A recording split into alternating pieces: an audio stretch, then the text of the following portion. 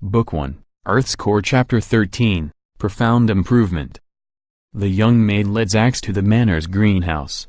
Two figures, Zetsa and Mrs. Edamiki, sat beside the glass table with cold drinks and sweets and had a pleasant chat. The two women, one B-level mist user, the other, E-level mist user, sensed Zax and the young maid long before they arrived and were ready to meet them. "Nura, offer our young guest refreshment and bring a tray of peeled fruits," Mrs. Edamiki requested, and the young maid, Nura, nodded her head obediently and left to the manor's kitchen. "There is no need, Slavit," Zetsa motioned for Zax to come closer. How pale he was made her stomach twitch. He was fine, or rather, he will be, after a long rest, she knew that quite well. She will never put him in any danger. That is why, as difficult as the demands of his training were, she already judged any threshold Zax will have to break through and knew what will be his limits. The reason that she felt anxious was simple. Her beloved little brother went through a harsh exercise that exhausted his strength to the point that he could barely stand on his own 2 feet. "Here, drink the all glass." Zetsa handed over her glass to Zax and basically forced him to drink the apple-flavor cold tea to the last drop and another glass when he emptied the first. "We will be leaving now, Slavit." Zetsa got up from the wicker chair. "But I had no time to play with Dake," Zax sulked. "Stop it, Zax, you got to see and train with him. And you're in no condition to mess around, take neither. His body is in worse shape than yours," Zetsa explained. "Next time, sweetie," Mrs. Edamiki also insisted. Mrs. Edamiki accompanied Zax and Zetsa to the manor's entrance. Unlike her husband, she had no desire for a constant escort nor saw the need to have one. On their way they passed Nura, who silently returned to the kitchen with the tray she carried after receiving a wave of hand from Mrs. Edamiki. "Farewell." The three exchanged their goodbyes and Zetsa and Zax drove back to Cave 25 on the Sun K79. Back at home, per her daughter's request, Leyland made porridge for Zax, and despite him claiming that his is not hungry, Zetsa ordered him to eat as much as 4 bowls and afterwards go to sleep. The next day was finally Saturday. The day before, Zax and Zetsa returned home at around 8 o'clock in the evening. After closing his eyes, Zax fell asleep in but an instant and woke up the next day at 10 o'clock in the morning, nearly 14 hours later. After a light breakfast, Zetsa and Zax left to her flat in the abandoned construction site that she owned. The door to the one-room apartment was left open to let some light in, and the white mattress was moved to the side of the room. Zax stood with his back to his big sister, a bit shivering. The test to see his improvement was not stress-free at all, since it examined the level of his soul, the most fundamental vital aspect of any being. "Breathe freely," Zetsa instructed, the palm of her right hand on Zax's back. Pure silver mist energy slowly formed all over her body.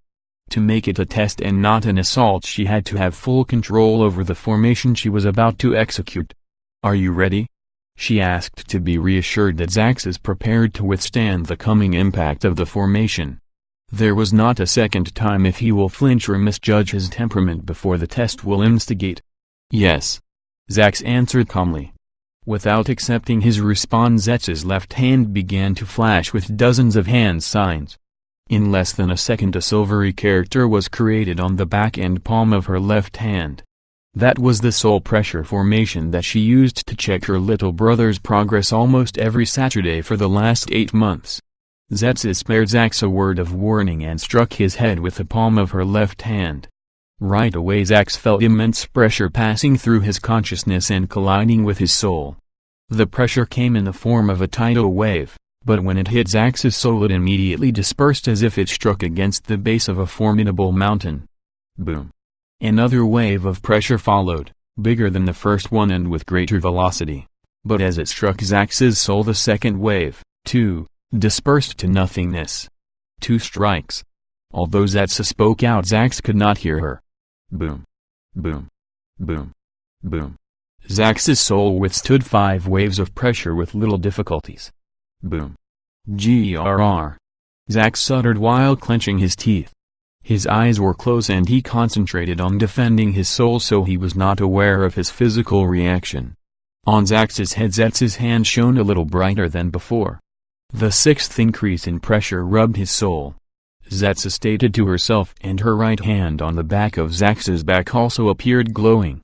Boom. Beads of sweat began to form on Zax's forehead.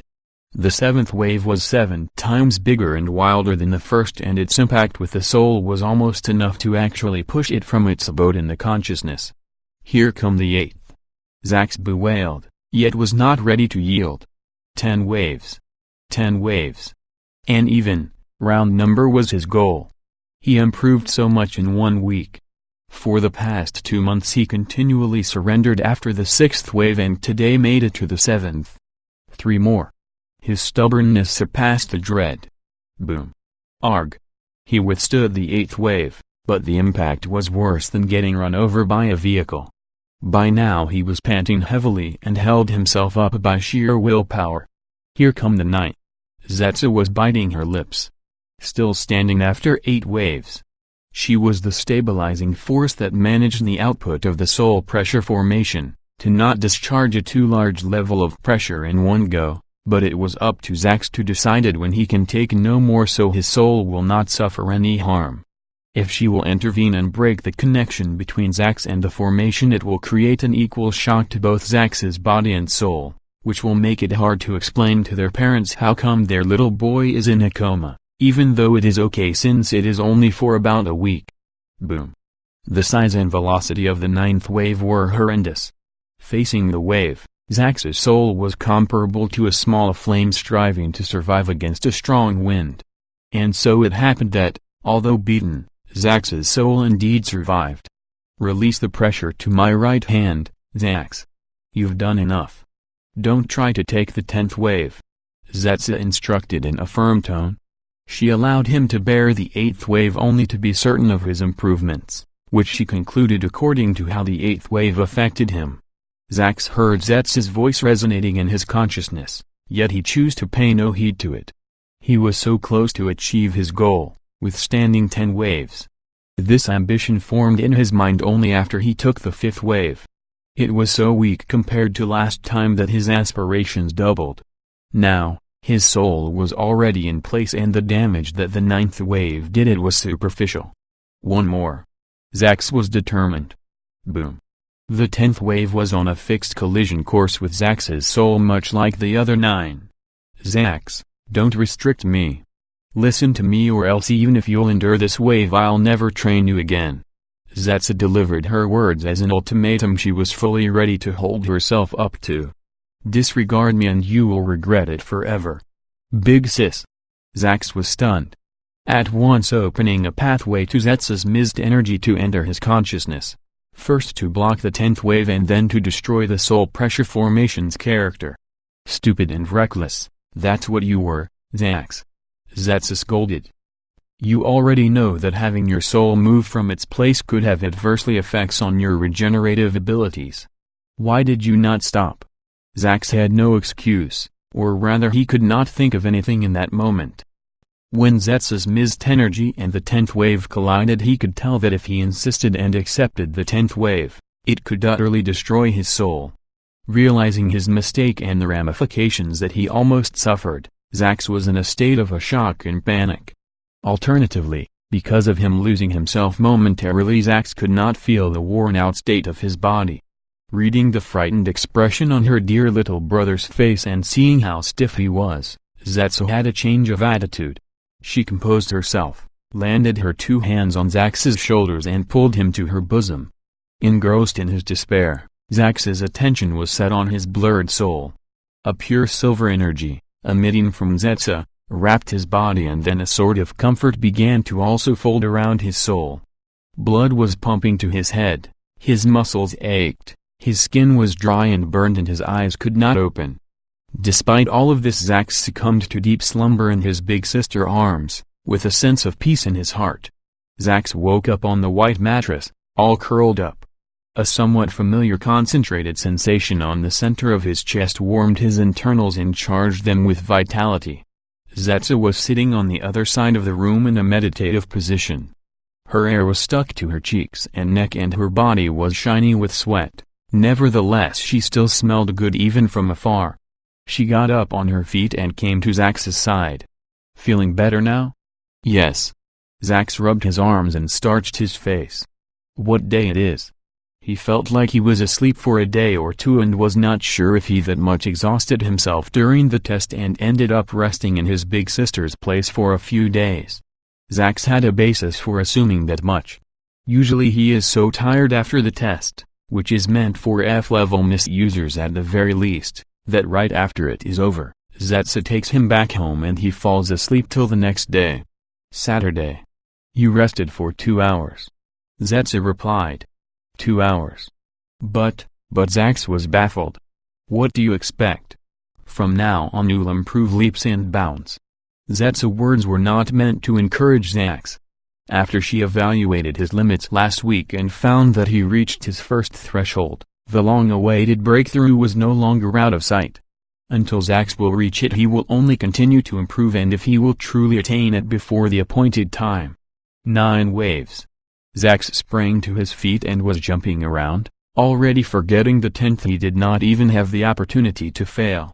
Moreover, a compliment from his big sister was 1,000 times better, so what did he have to sulk for? Perfect score. Zetsa said to herself. In fact, for any 9 years old to withstand 9 waves was far from perfect, it was extraordinary. But with respect to the outcomes of the test, perfect score was the appropriate term to describe Zach's results. Next week 10, okay big sis. Zach half-proclaimed half-asked the approval of his big sister. Again being stupid and reckless? Zetsa frowned and Zach calmed down, lowering his head. You felt it yourself, right? Tell me, Zach, what was the difference between the 10th wave and the rest of the waves? Zetsa asked with the mindset of a more quizzing her-all. It was stronger, answer in detail. Of course it was stronger. Each wave was stronger from its precursor. The pressure of each wave was 10% higher than the last one, but the pressure of the 10th wave was 50% higher than the 9th's. Zach straightened up and hurried to say. So you see, Zetsa pointed out. I may have control over the output of the soul pressure formation, but in its core, after every 9 soul attacks the 10th one and the following 9 will be 1 level higher. Then how long do I need to train to withstand the 10th wave, and how much stronger did my soul become? If you will practice diligently 4 to 5 times a week in the inner spirit formation, maybe after a month or so you'll be capable to face on your own the 10th wave. Zetsa answered on the first part of the question and thought deeply how to phrase the more abstruse second part. Meanwhile, Zach tried to calculate quietly how long it will be before he could handle the 10th wave if he will practice for 7 days a week. To determine not just how strong you'll need to be but also your current level, I'll rate it in an unofficial way but will use a manner which you'll better understand. Agree? Zetsa suggested merely for Zach to have an idea of where he is and where he should aim to reach. Zach nodded. Did you learn what the 7 levels of mist users are in the annual field trip? In the annual field trip? Zach laughed inside. Would he be nicknamed Earth's core freak if he did not know years ago the 7 levels of mist users?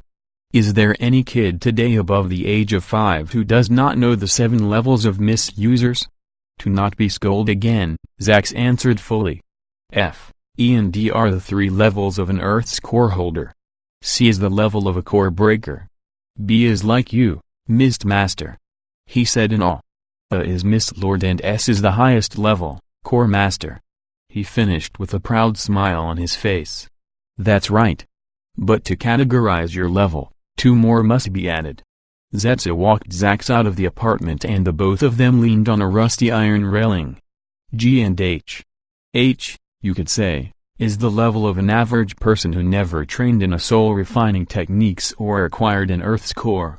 In the past there were many people in the H level, but thanks to the regime of the supreme rulers every person today can own an Earth's core at the age of 10 years old, which will then increase and rate the power of their mist energy and soul's strength at level F.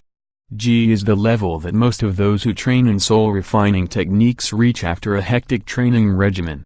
So far it is clear? Yes. Zach was attentive and swallowed every word Zetsa said. 2 more levels. Then where am I? It's been 8 months. He pondered. To put it mildly, your advancement is above average. 8 months ago, when I first checked your level, you already were in the midst of moving towards level G naturally, and 4 days later you reached it. First time you tested me I was able to withstand 3 waves and second time it were 5 waves. What does that means? Is my soul strength comparable to level F mist users if I'm already able to withstand 9 waves? Zax asked excitingly. That will be too much, Zax. Apart from the 7 levels of mist users, each level also has 4 phases. Beginner, Intermediate, Advanced and Top. You know that as well? Everybody know the levels and phases in my class, big sis. Zax got to the point where Zatz's perception of him was starting to offend. Sorry, little Z conversing with her little brother really changed the mood around Zetsa. Watching Zax's remorseful, surprise, amazed, wondering and all his other different faces, who could blame her that during the explanation she reversed from a tough more to a big sister with a brother complex. Zax blew air from his nostrils. You are not wrong. These are the phases of approximately each level and Mozzie techniques. The top's phase is the exceptional, though. To Earth's core holders reaching the top phase of their level is a small matter. Only after becoming a core breaker or a higher level expert does the 4th phase make a substantial difference. To them the 4th phase do not called top, but peak, to imply that one is in the summit of a martial level. The hour was mid-noon and other than running water, Zatsa did not have anything edible in her apartment. A few trees down the street, around the border tunnels, grew some green, apples-like, fruits named pillars, but since it was not seasoned they were sour. Before Zax had the chance to blink 3 times, Zatsa leaped back and forth with 4 pillars in her hands and shared with him 2. The pair was truly brother and sister. Both of them pouted while enjoying the juicy sour taste of the pillars. They don't teach this in school, Zatsa stated with stuffed face. The teachers tell us not to pick fruits or veggies from the school's garden and pots. No, dummy, they don't teach you about the difference between top and peak. They will probably next year. Not even then. There is a rationale to that, little Z. Less than 70% of Kingdom Earth's population reaches the level of core breaker. As a child it's easy to say that in the future you want to be a strong mist users, but to actually achieve that can take tens of years. Most people just want to live an honest life. Zetsa refrained from elaborating too much. Zax was but a 9-year-old boy. Even if his soul was above average it did not affect his views as a child. To most people the martial path requires countless sacrifices that they are not ready to make. There is no point in teaching a concept which means nothing to the one to learn it. The day you will become a core breaker is the day in which what I told will signify your progress on the martial path. Zetsa stopped talking to finish in 2 bites the second pillar. Zax, on the other hand, was immersed in deep thinking and only took small bites from the pillar. Do you want to know now at what phase you are in, little Z? Zax nodded in response. If his soul was not at level F, comparable to the lowest Earth's core holder, he at least wanted to know how far he is from that level. At the beginning of this week you were in the beginner phase of level G. Thanks to 1 day of training in the modified inner spirit formation, meditating all week and merging the dismantled grains with your soul, you have crossed to the intermediate phase. Only in the intermediate phase. Zax remarked in disappointment. Don't disparage. You started training at the age of 8 and in less than a year reached the intermediate phase. High-class families have their children trained from the age of 2 to 4 years old in soul-refining techniques and just a small percentage of these children achieve your profound results after years of training. If I thought that you're in that small percentage I would rather train you in chi-refining techniques like Take. But your potential is far greater than these children. Like how you were in my age? In Zax's opinion and many children in Cave 25 who wished to embark into the martial path Zetsa was the ideal role model. At the age of 19 she became a B-level mist user, mist master. High-class families tried to recruit her with grandiose offers. Even emissaries of the supreme rulers approached her, yet, For her own reasons, she respectfully declined them all. Whoever had the guts to turn down an invitation from the supreme rulers must be unique and special. If you'll keep training properly in the inner spirit formation and meditate day and night, then who knows? You might be able to surpass me. Zetsa got back to the apartment and moved the mattress to the center of the room. That is, only if you'll train conscientiously in the hellish training routine that I prepared for you, said the Moor to her doll.